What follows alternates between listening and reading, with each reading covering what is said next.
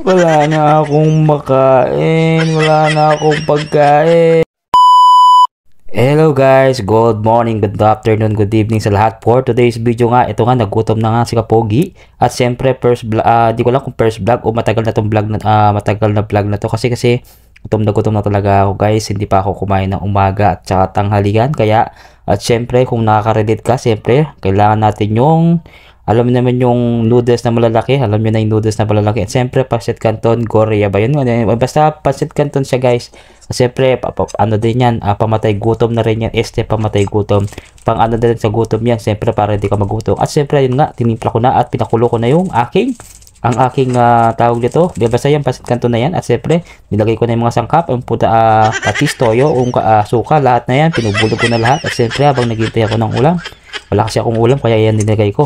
At pasensya kayo sa aking bilis ng aking mga salita. Siyempre, parang hinahabol ko yung aking sa hininga. Siyempre, alam niyo naman guys, first time ulit mag voice over. At siyempre, yun na nga, nilagay ko na lahat yung mga ayan. Sige, kinis.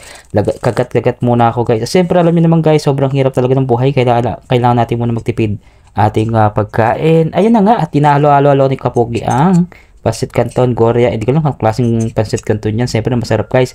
At pwede na rin pang ulam. Ayun na nga po guys. So, at lagay ko na yung kanin. Kukuha ko ng kanin ko. Siyempre, alam niyo naman kung sino mga nakarelate dyan. Alam niyo na.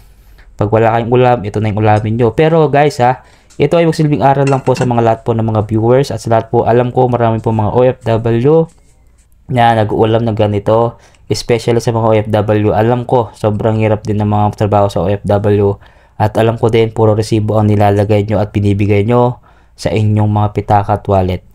Kasi guys, ito masarap kasing kung ulamin ito guys. Itong pancit canton na to. Kapag nag-aalmusal ka, pwedeng kumain ito. Pero wag lang mo laging ano to guys. Kasi hindi po siya healthy talaga itong pancit canton. Lalo na especially sa mga walang maulam. Pwede naman tong ulamin guys. Basta wag lang pong sobra-sobra. Okay? Basta damihan mo yung maraming tubig. At alam ko po na marami pong mga tao na nakaka-relate nito guys. Kaya hindi po ito sinasabi ko lang po na magmamakaawa ko sa inyo. Hindi po ito yung magsilbing aral lang po sa mga tao. At alam ko din po na sa buhay ng mga maraming taong hindi nakakain sa ating bansa o sa anumang sulok ng Pilipinas. At siyempre magpasalamat tayo dahil meron tayong pagkain. Yun ang pinaka the best answer dyan. Basta matuto tayong magpasalamat at matuto tayong kung anong meron tayo. Yun lamang po.